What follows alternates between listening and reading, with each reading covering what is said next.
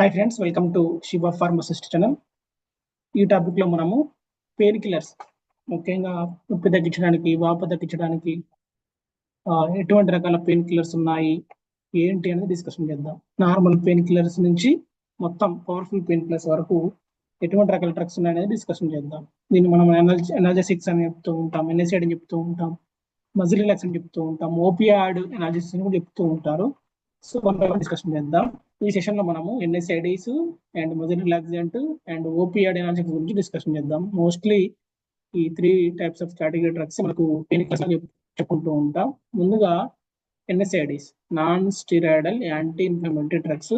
So normal గా ఉన్న pain తగ్గిస్తూ ఉంటాయి ఇవి. సో దీంట్లో మనం చూసుకుంటే చాలా డ్రగ్స్ ఉన్నాయి, కానీ ఇక్కడ ఇంపార్టెంట్ గా మోస్ట్లీ ఎక్కువగా డాక్టర్స్ రాసే డ్రగ్స్ గురించి చూసుకుందాం.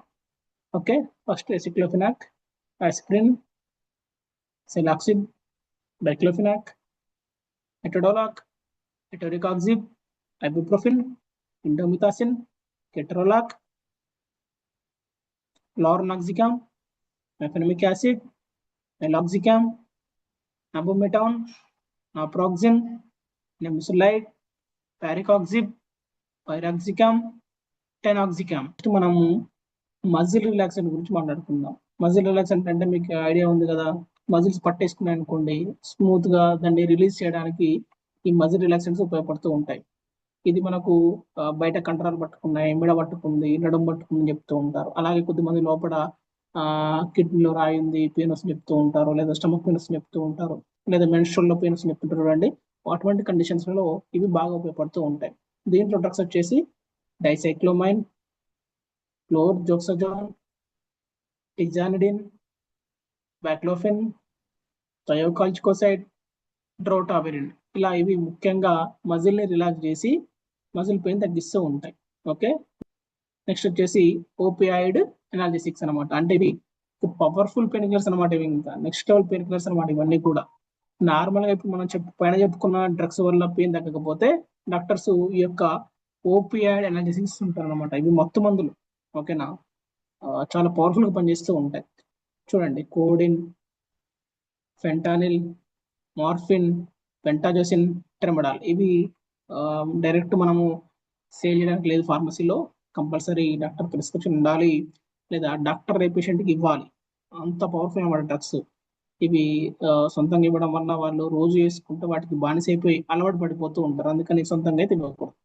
రైట్. సో ఇవి మనం చూసుకుంటే కనుక ముఖ్యంగా పెయిన్ తగ్గించడానికి ఉన్న ఎక్కువ శాతంలో ఉన్న డ్రగ్స్ అనమాట. ఎక్కువ కామన్ గా డాక్టర్స్ రాస్తుంటారు డ్రగ్స్. ఇక్కడ చాలా ఉంటాయి, ఇవి కొన్ని ఇంపార్టెంట్ అనమాట. ఓకేనా అండి. సో నెక్స్ట్ వీడియోలో మనం ఏం చేద్దామంటే 1 by 1 డ్రగ్. ఫర్ ఎగ్జాంపుల్ ఇప్పుడు ఎసిక్లోఫెనాక్ అనుకోండి. ఎసిక్లోఫెనాక్ ఏంటి, ఎసిక్లోఫెనాక్ ఎలా పనిచేస్తుంది, use, side effects, dose, aceclofenac తో ఏమైనా కాంబినేషన్స్ ఉంటాయా, ఉంటే ఎలా ఉంటాయి, మొత్తం డీప్ గా డిస్కషన్ చేద్దాం. ఓకేనా. సో ఇటువంటి వీడియోస్ రోజు కూడా వస్తూ ఉంటాయి, లేదా వీక్లీ 2 times కానీ వీక్లీ 1 time కానీ ఖచ్చితంగా చేస్తాను. సో చాలా ఇంపార్టెంట్.